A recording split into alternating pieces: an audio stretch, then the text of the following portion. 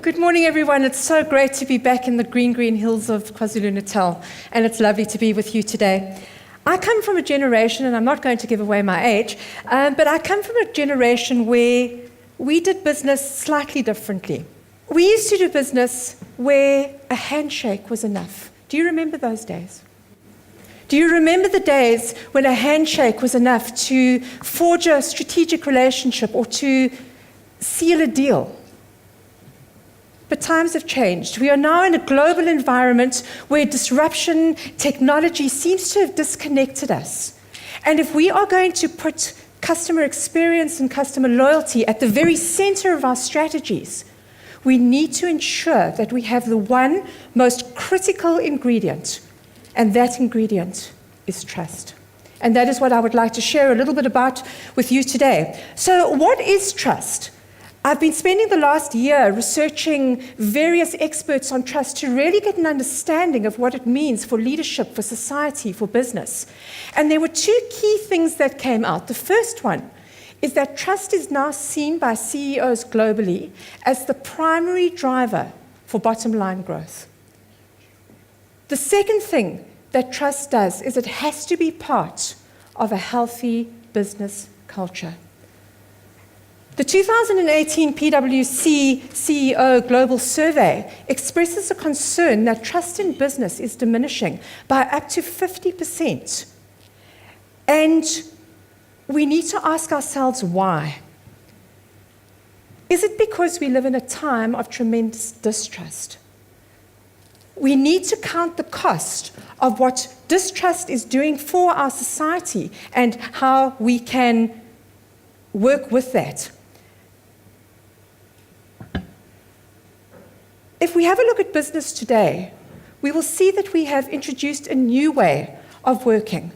We now have one of the greatest constitutional and legal frameworks and governance frameworks in the world, and yet we are still grappling with corruption and with a lack of accountable leadership.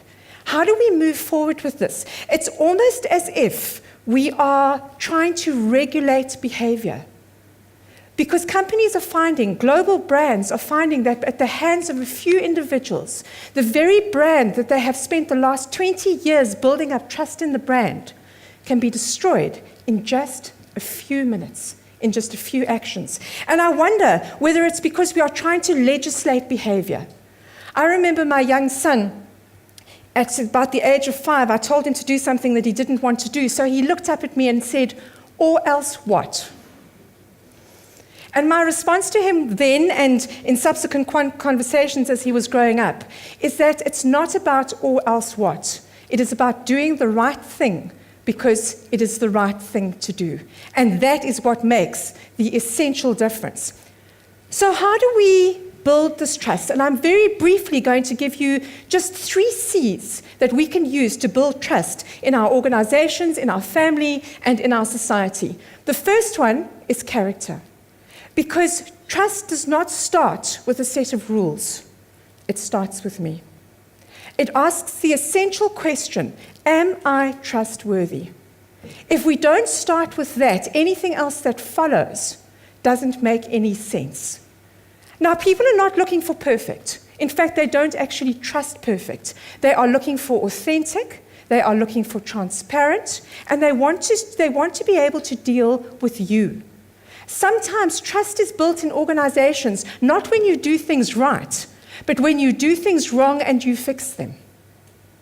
When you've had a bad customer experience and the customer comes to you and you work with them and you fix that problem, that can actually increase trust. So trust is not about always doing things right. It is about being real and it is about being consistent. People are looking to know that they can trust you to hold their customer problem and they can go away and not think about it because they know that you've got that. The second C, and this is the very heart of trust, and without this, trust cannot exist, and that is the word connection. Andy was just talking about selling, and so often we walk into a customer's office and we go and tell them about the wonderful things that we do, and we don't stop talking. We don't stop to listen. We don't stop to ask questions. We don't stop to connect. We don't stop to find out who you are, what your needs are, what are your burning pressures.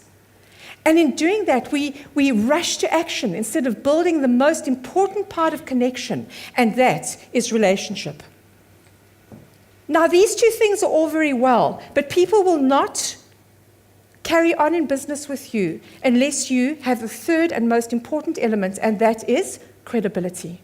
Credibility is the ability to walk the talk. It is the ability to show up as you said you would show up, to under-promise and over-deliver, to really make that happen. Perhaps the best example we can look at trust is look what has happened since Cyril Ramaphosa has been elected as ANC president.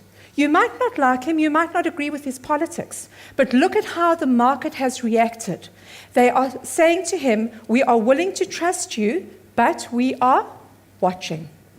So in the work that I do with you, I want to ask you the question, what can you do to build trust in your organization? How do you build it into your structures, into your systems and processes, into your teams, and into the very heart of your leadership culture? As Ryan said when he introduced me, I don't only work with this on the keynote stage, but I also want to speak to you about what happens after the conference.